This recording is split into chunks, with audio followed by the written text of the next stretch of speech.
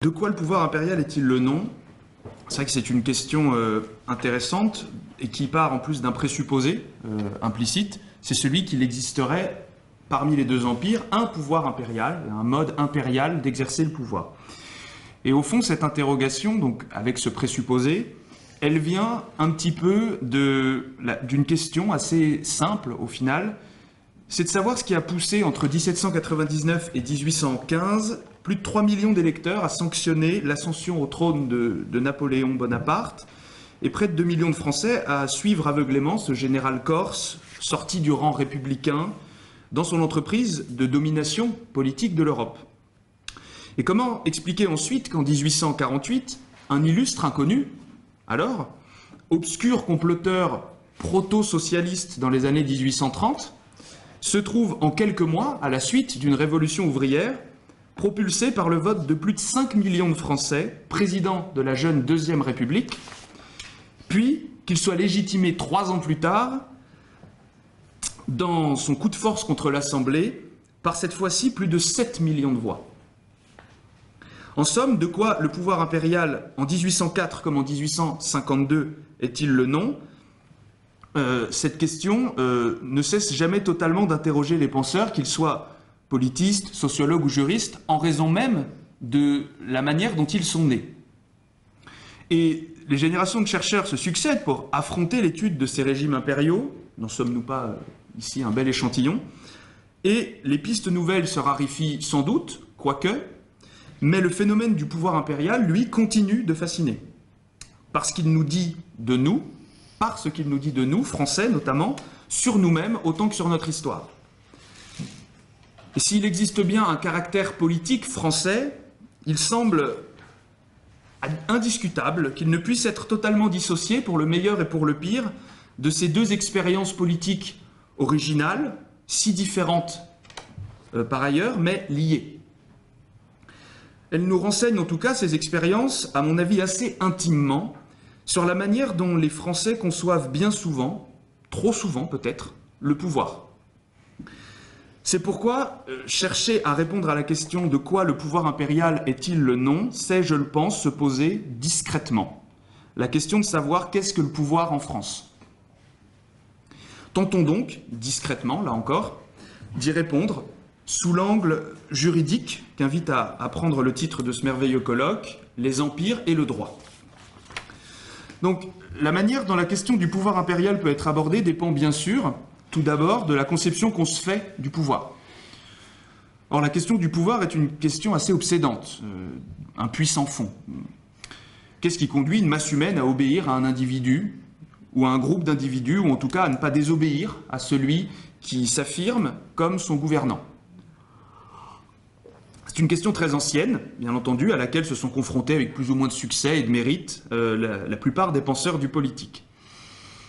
Et l'histoire de cette grande interrogation s'est logiquement déployée en une série de tentatives d'expliquer ce phénomène d'obéissance. Certaines explications sont allées sur le terrain de la légitimité. Elles ont, ce faisant, d'abord pensé l'obéissance du point de vue de l'autorité. Selon cette approche du problème, l'obéissance au pouvoir résulte d'abord de la croyance dans la légitimité du titulaire du pouvoir, c'est-à-dire dans sa justification, dans ses fondements. Guglielmo Ferrero, qui est un de ceux-là, a ainsi défini la légitimité comme la croyance collective à la supériorité des gouvernants. Cette supériorité, elle peut résulter de leur rapport à une valeur transcendante, manifestée dans un principe de légitimité pensé par la société comme essentiel. Elle peut également concerner la nature même du gouvernant, qui apparaît alors dans sa personne, d'une nature supérieure au commun, intrinsèquement fondée à diriger. Et cette légitimité, ce génie invisible de la cité, comme le formule Guglielmo Ferrero, fonde ensuite, si son principe est accepté par la société, l'obéissance globale de celle-ci au pouvoir, ou tout du moins l'absence de désobéissance globale au pouvoir. Mais d'autres approches du politique ont préféré voir dans le phénomène du pouvoir un simple fait de puissance. L'obéissance réside, selon cette approche, essentiellement dans la soumission du faible au fort. Puissance administrative, puissance répressive, puissance socio-économique, puissance normative.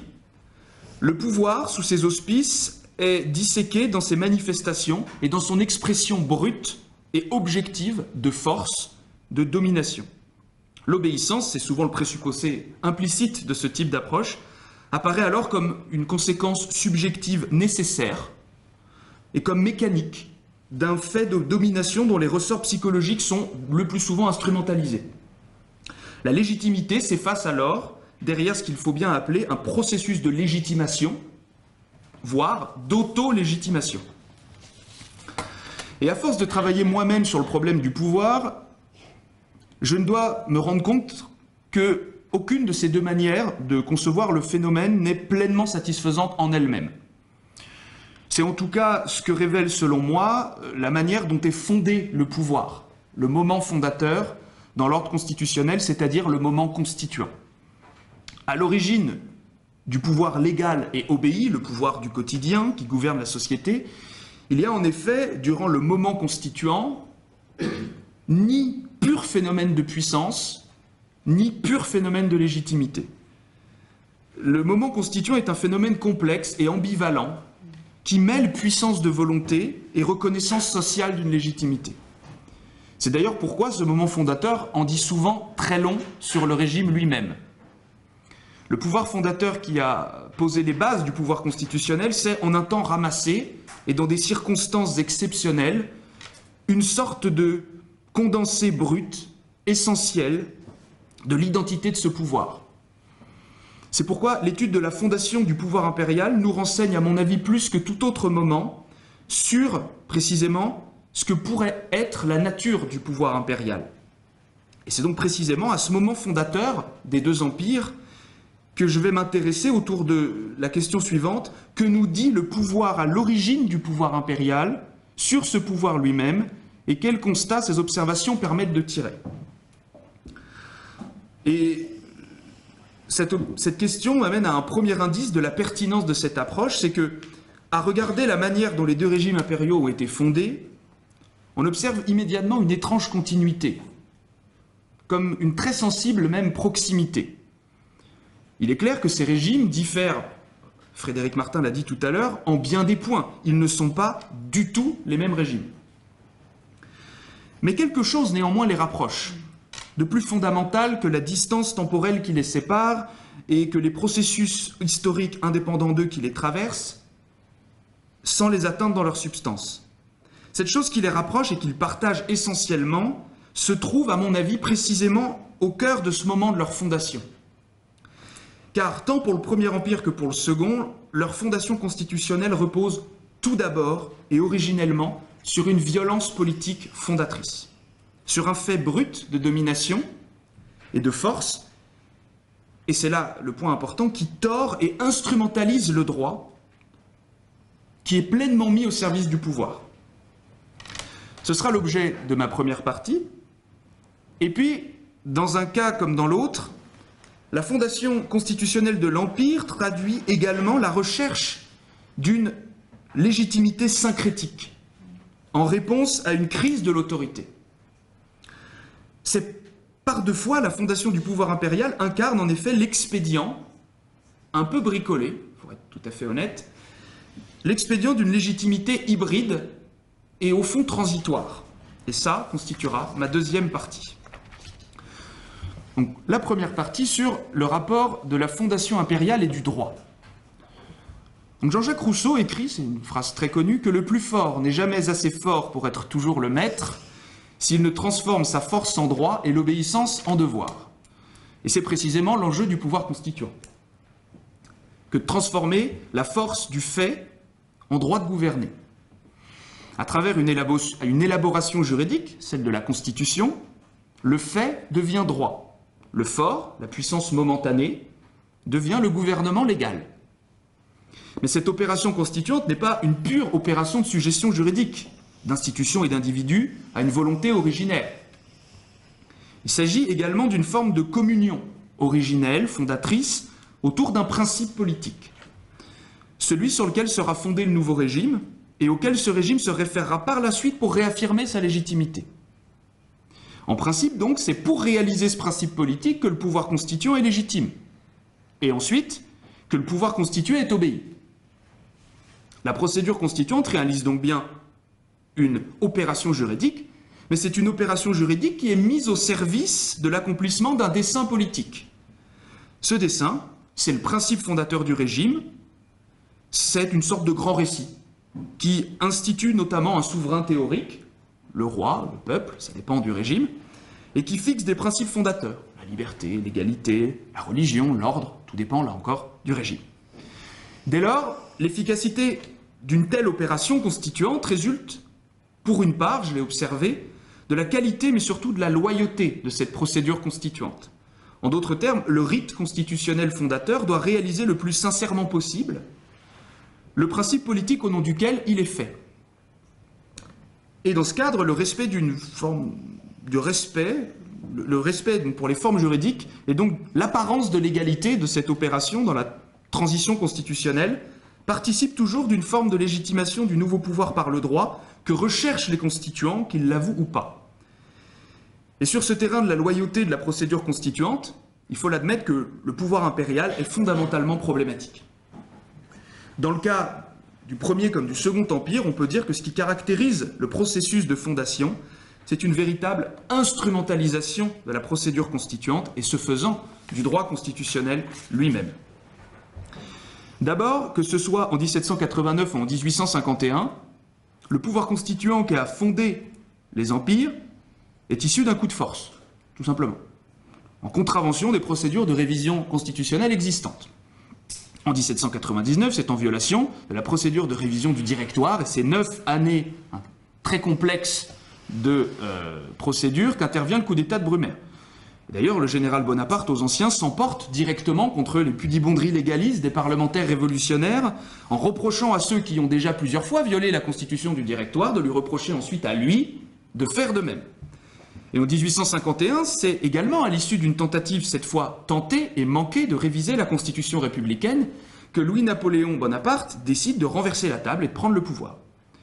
Il admet alors sortir de la légalité, dit-il, pour rentrer dans le droit. Donc dans un cas comme dans l'autre, c'est hors du terrain de la légalité constitutionnelle que débute le processus constituant, mais c'est surtout sur une contrainte politique, sur un acte de violence, et en négligeant les principes les plus élémentaires du droit constitutionnel que sont fondés les pouvoirs impériaux. Dans un cas comme dans l'autre, c'est par une sorte de dictature constituante que s'instituent les pouvoirs impériaux. Cette dimension, elle est néanmoins beaucoup plus nette en 1851 qu'en 1799. Je m'explique. En 1799, après Brumaire, Bonaparte n'est pas encore assis au pouvoir, contrairement à la reconstruction postérieure qu'on fait. Il partage la confection constitutionnelle avec les diverses forces qui ont comploté avec lui pour faire Brumaire. Il y a là des idéologues, des républicains autoritaires, quelques démocrates encore aussi. Et Bonaparte doit, au sein des institutions rabougries de ce consulat provisoire, conquérir par la ruse, par l'intimidation, par des manœuvres, par son énergie, le pouvoir de s'imposer au cœur du processus constituant. Le voilà donc utilisé d'Onou contre Sieyès, puis le plan de Sieyès contre les idées de Donou. Le voilà en train d'intimider ce qui reste des anciennes chambres pour faire ratifier ses opérations et finalement obtenir ce qu'il souhaitait, à savoir inscrire son nom et sa puissance dans la Constitution de l'an 8. Et puis en 1802 et en 1804, Bonaparte reproduit en quelque sorte une nouvelle fois ce type de manœuvre et fait pression sur les institutions et les hommes qui les composent pour constituer une nouvelle fois et augmenter sa puissance. Par un habile emploi de l'opinion, il contraint le Sénat, par 2 fois, à céder à ses réclamations et devient consul à vie puis empereur. Et donc c'est bien par un pouvoir constituant d'exception, informel, hors de tout cadre juridique formalisé, que Bonaparte devient Napoléon, c'est-à-dire empereur. Et en 1851, le sens de l'opération est encore plus clair, la dictature constituante plus directement saisie et affirmée. Après le coup d'État du 2 décembre, Louis-Napoléon se saisit seul et sans conteste de la puissance constituante. Il décide au nom du peuple et pour le pays du régime constitutionnel sans contre-pouvoir ni négociation. Le pouvoir constituant impérial y révèle alors sa véritable nature, celle donc, c'est la notion que je souhaite à portée d'une dictature constituante. Mais un autre aspect qui réunit les deux fondations impériales se manifeste alors dans l'emploi de juristes pour instrumentaliser néanmoins le droit. En 1800 comme en 1851, d'éminents juristes se frottent à la tâche d'essayer de justifier en droit l'exercice d'une telle puissance constituante. Solef Ayad Bergouniou notamment a montré dans ses recherches à quel point les juristes furent essentiels pour la prise de pouvoir de Napoléon Bonaparte en 1799.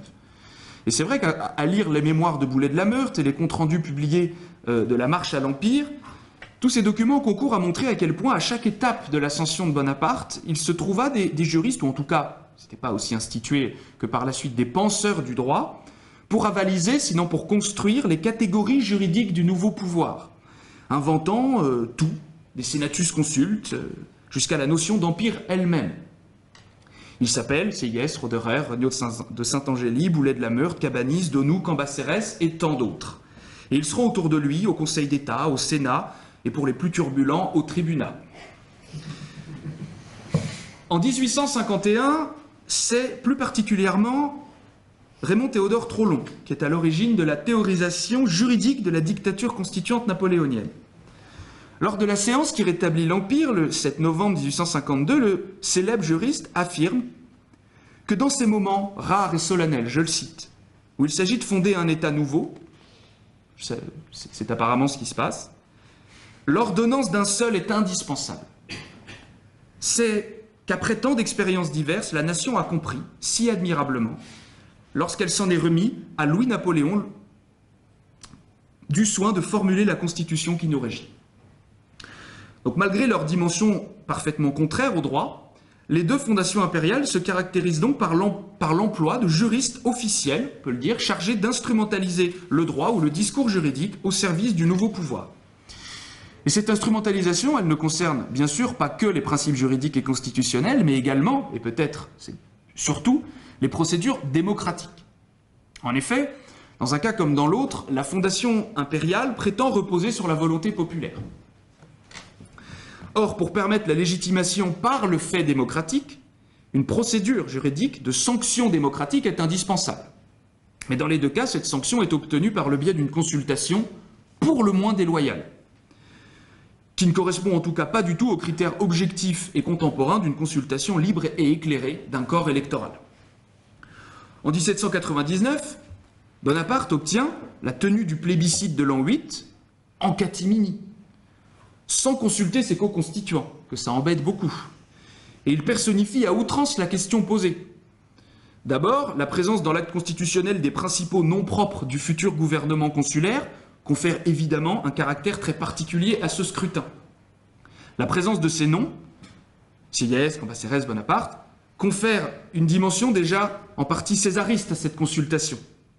En plus de lier son autorité personnelle au résultat du plébiscite, elle réduit la marge de choix de l'électeur puisqu'il s'agit alors de choisir entre le régime proposé et l'absence de régime,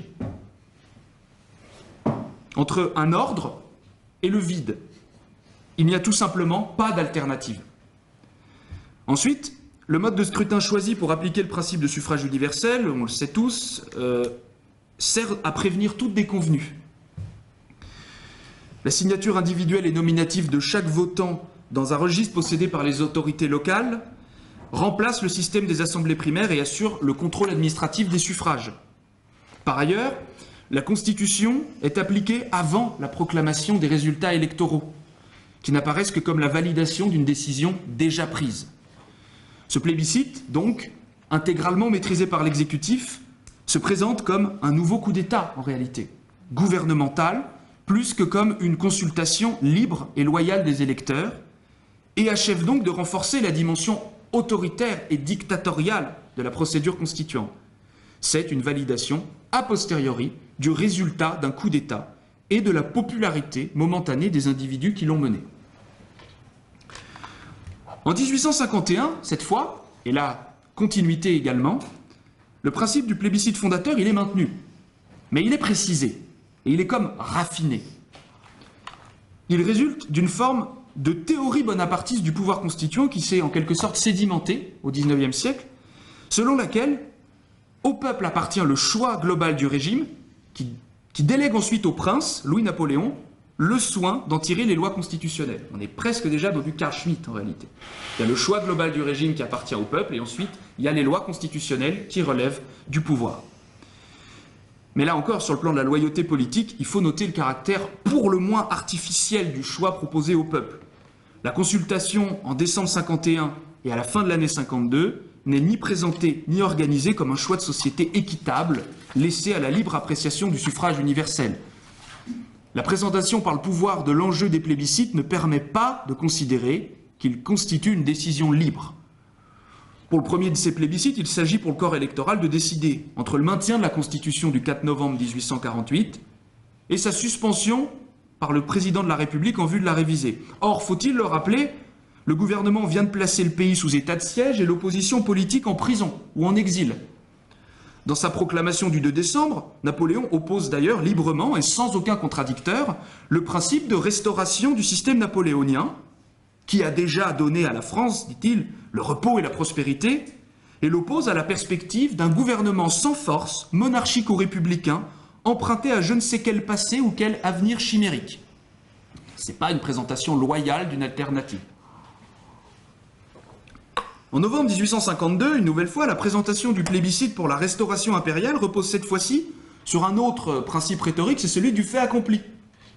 L'acclamation des voyages du prince-président et les pétitions des corps législatifs locaux, dûment orchestrés, sont décrits comme l'expression déjà tangible de l'adhésion populaire à la restauration de l'Empire. Trollon, encore lui, rapporteur de la commission sénatoriale chargée d'étudier le projet de révision, est explicite. Il affirme que le mouvement populaire en faveur de Louis-Napoléon peut presque déjà, c'est sa formule, être appelé un plébiscite anticipé, sorti du cœur de milliers d'agriculteurs et d'ouvriers, industriels et de commerçants. Et il affirme dans une formule lourde de sens que, je le cite, « de telles manifestations simplifient la tâche des hommes d'État ». En conclusion donc de cette première partie, on peut affirmer que ce qui caractérise le pouvoir fondateur impérial par deux fois, c'est qu'il manifeste une pure instrumentalisation de la procédure constituante et à travers elle du droit constitutionnel, du respect des formes juridiques et de la procédure démocratique. Cette dimension irrégulière, il faut le dire, de la fondation du pouvoir impérial est d'ailleurs l'un des éléments qui rendent sa réputation toujours trouble et sa défense malaisée, parce que son origine est toujours problématique. Et comment ne pas ensuite constater à quel point cette instrumentalisation originelle du droit politique constitue l'une des marques de fabrique du régime lui-même, essentiel du rapport qu'entretient tout au long des deux empires le pouvoir impérial avec le droit constitutionnel. Ambre se chargera, je le sais tout à l'heure, à propos de ces curieux instruments du Senatus Consult, de vous montrer à quel point ce rapport perdure. Le droit politique, donc, sous le pouvoir impérial, est et doit rester un instrument du pouvoir, et non pas une limite au pouvoir. Pourtant, et par deux fois, c'est là sans doute que se situe l'un des secrets du pouvoir impérial, selon moi, ce dernier apporte néanmoins une réponse au fond acceptée par la majorité, et ce sincèrement. Une réponse à une angoisse qui traverse le corps politique français, celui des fondements et partant de la légitimité du pouvoir depuis 1789. Et ce sera l'objet de ma deuxième partie. Si l'absence de loyauté dans la procédure constituante impériale explique pour une part la dimension toujours fragile de ces assises, elle n'explique pas pourtant, pour autant le caractère réellement majoritaire de cette assise et le fait qu'elle soit à l'origine un véritable phénomène de masse. Or, cette dimension, observable par deux fois au XIXe siècle, d'adhésion sincère et relativement unanime au pouvoir impérial, doit être expliquée si l'on veut comprendre de quoi le pouvoir impérial est le nom. Et pour saisir ce phénomène, à mon avis, il faut d'abord bien comprendre qu'en 1800 comme en 1851, Frédéric Martin l'a précisé tout à l'heure, le coup d'État puis l'instauration de l'Empire s'inscrivent dans le cadre d'une réaction, notamment au sein des masses rurales, contre la perspective d'un affrontement civil, au profit de l'ordre. Il est impossible de comprendre les premiers temps du régime impérial et les majorités électorales écrasantes qu'il a pu susciter, sans se rappeler qu'il succède à une période de désordre, de guerre civile et d'angoisse pour l'avenir. Le spectre jacobin puis le spectre rouge ne sont en 1800 comme en 1851 que la traduction imagée, et construite bien sûr, d'une peur majoritaire du retour à la violence politique qui a marqué la décennie ou les années précédentes, celle de la Révolution pour le Premier Empire et celle des révoltes sociales ouvrières pour le Second, de toutes les années 1830 et de la période 1848-1851. Donc dans un cas comme dans l'autre, l'adhésion majoritaire au principe impérial est sincère sur ce point et repose sur la proposition que font les empereurs, à la majorité de la population, d'un retour à l'ordre, au mépris, dans les deux cas, des libertés civiles et politiques, qui ne sont alors perçues que comme un appel à la licence. Cette dimension essentielle, je le crois, de l'adhésion et donc de la légitimité impériale, on peut la qualifier de légitimité matérielle, affectée à la réussite d'un objectif politique immédiat. Et c'est un des points essentiels de l'obéissance globale au pouvoir impérial, mais également et peut-être surtout l'explication, donc, du résultat de la réponse au plébiscite fondateur des deux régimes. Les 3 millions de votants, réitérés entre 1800 et 1804 pour sanctionner l'accession de Bonaparte au trône, les 7 à 8 millions de voix des plébiscites de 1851 et 1852 répondent à un appel à l'ordre, à un retour à l'autorité. Et cette dimension fondatrice du pouvoir impérial, elle explique d'ailleurs un autre aspect de cette légitimité, à savoir qu'elle est toujours en construction, toujours attaquée et toujours prête à se défendre. Le pouvoir impérial en 1804 comme en 1852 cherche perpétuellement à se légitimer, par tous les moyens possibles. Politique religieuse, politique nationale, nationaliste, naissante, politique électoraliste, tout y passe. Il y aura donc une fête de la Saint-Napoléon le jour de la Vierge, mais le prince Napoléon, le premier, entre en guerre contre l'Europe des rois au nom des principes révolutionnaires. Peu importe. Il y aura l'exaltation du principe des nationalités, mais Napoléon III participera à l'écrasement de la révolte nationale italienne par la papauté. Peu importe. En raison même de son origine incertaine, et au fond de sa raison d'être essentiellement matérielle, le retour à l'ordre, le principe de légitimité impériale est fondamentalement contradictoire, hybride. Républicain et religieux, électif et monarchique, guerrier et fédéraliste, l'Empire est un mot valise qui accueille toutes les contradictions. Sa légitimité passe par la mobilisation parallèle dans les discours, les institutions et les références, tout autant de la tradition monarchique, les références à l'Antiquité, la référence à la religion catholique, mais également au progrès social et au progrès démocratique. Le pouvoir impérial emploie à ce titre la technique de la chauve-souris. Il peut se présenter selon son interlocuteur, comme un rongeur ou comme un oiseau, selon la politique du moment. Et cette dimension hybride, contradictoire, voire aporique de la légitimité impériale, se manifeste avec un éclat évident lors de la fondation constitutionnelle de ces deux régimes. Là encore, la nature du pouvoir impérial se manifeste pleinement par son origine et la fragilité de ses fondements se révèle par celle de sa fondation. Parce que fonde-t-on constitutionnellement en 1804 comme en 1852? Qu'est-ce que l'Empire sur le plan constitutionnel? Répondre à cette question, c'est, à mon avis, aussi sonder une partie du problème du pouvoir impérial, à savoir l'aporie essentielle qu'il traverse. Chercher à définir constitutionnellement l'Empire, c'est surtout parvenir au constat qu'il n'est pas définissable, en réalité, parce qu'il est une contradiction en mouvement. La fragilité juridique des assises du pouvoir, manifestée par sa violence originelle, rencontre alors celle de sa légitimité. Et la notion d'empire n'apparaît finalement que comme un expédient utile que les constituants utilisent donc pour tâcher de surmonter une aporie.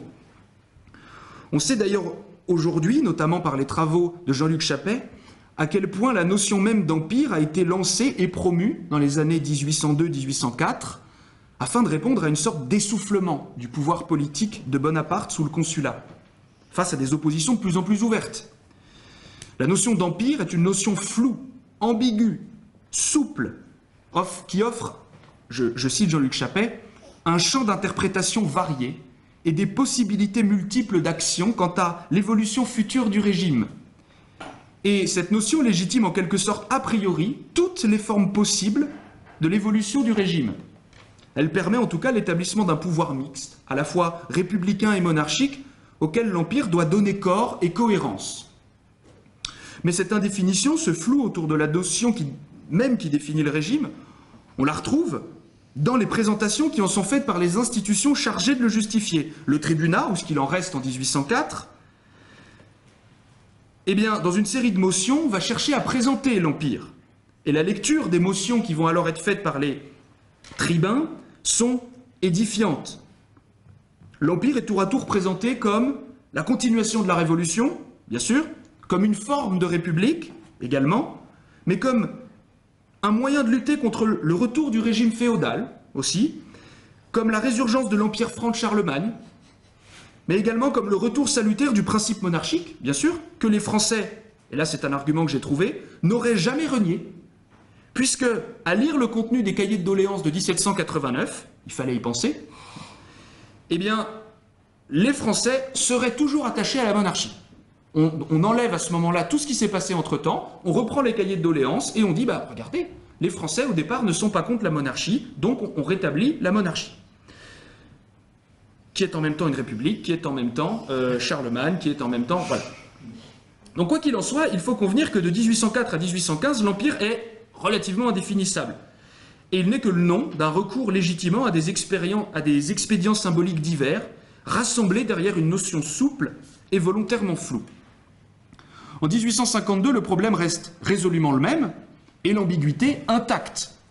Dans son discours de présentation de l'Empire, le prince président du Sénat, Jérôme Bonaparte, le confie.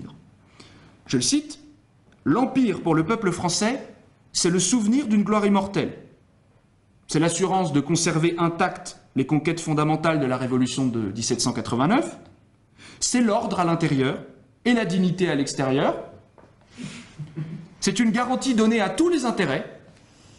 C'est, enfin, un bouclier contre le retour des anciens régimes et les tentatives des hommes de désordre. » On ne saurait mieux dire qu'on ne définit rien. Mais c'est trop long une nouvelle fois qui, comme rapporteur du Sénat lors de la cérémonie, me semble le mieux définir cette indéfinition juridique de l'Empire. La monarchie napoléonienne a absorbé une première fois et doit absorber une seconde fois la République. Je le cite. La République est virtuellement dans l'Empire à cause du caractère contractuel de l'institution et de la communication de la délégation expresse du pouvoir par le peuple.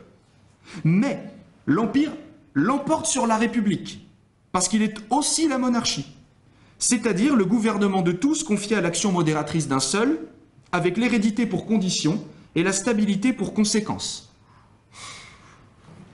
Et là vient le coup de grâce de cette définition impossible. Je le cite une nouvelle fois. La monarchie a cela d'excellent qu'elle se plie admirablement à tous les progrès de la civilisation. Tour à tour féodale, absolue et mixte, toujours ancienne et toujours moderne, il ne lui reste plus qu'à rouvrir l'ère de sa transformation démocratique inaugurée par l'empereur. C'est ce que veut aujourd'hui la France.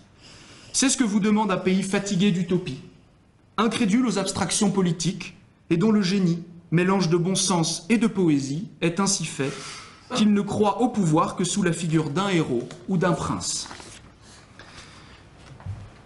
Et donc, parce qu'il faut en finir, et parce que j'ai déjà trop parlé, bien entendu, de quoi le pouvoir impérial est-il le nom en France? À travers l'étude de la manière dont le pouvoir impérial a été par deux fois fondé et justifié, je dirais qu'il nous renseigne sur deux spécificités françaises quant au pouvoir que je pense toujours sensibles, discrètement bien sûr, et que je livre sans plus attendre à vos réflexions et peut-être à vos questions. D'abord, le pouvoir constituant impérial est assurément le nom que porte le rapport souvent problématique que le pouvoir a en France avec le droit.